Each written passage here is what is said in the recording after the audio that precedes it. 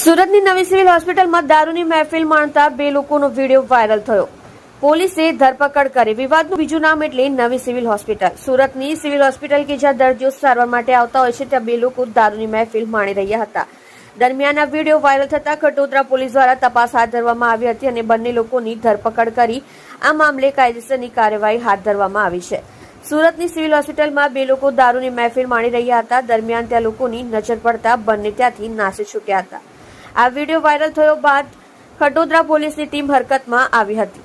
પોલીસે આ મામલે તપાસ કરી વિડીયોમાં દેખાતા બંને ઇસમોને દારૂ પીધેલી હાલતમાં ઝડપી પાડ્યા છે. પોલીસે મોહમ્મદ કાદરી, મોહમ્મદ રઉફ બનારસી ઉંમર વર્ષ 28 અને ઇસ્માઇલ હબીબ મેમણની ધરપકડ કરી કાયદેસરની કાર્યવાહી હાથ ધરી છે અને મોપેડ પણ કબજે કરી હતી. બનાવ અંગે પીઆઈ BR રેબારીએ જણાવ્યું હતું કે આજે સવારે એક વિડીયો વાયરલ થયો હતો જેમાં બે લોકો સિવિલમાં અવાવરૂ જગ્યાએ બેસીને ડ્રિંક કરતા હતા.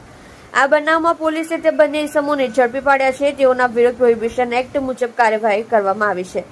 તેઓની સિવિલ હોસ્પિટલમાં સારવાર ચાલતી હતી. તેઓ અવારનવાર હોસ્પિટલમાં સારવાર માટે આવતા હતા. દરમિયાન અવાવરૂ જગ્યાએ તેઓ વ્યસન કરતા હતા જેનો વિડીયો વાયરલ થયો હતો અને પોલીસે કાર્યવાહી કરીને બંનેની ધરપકડ કરી છે.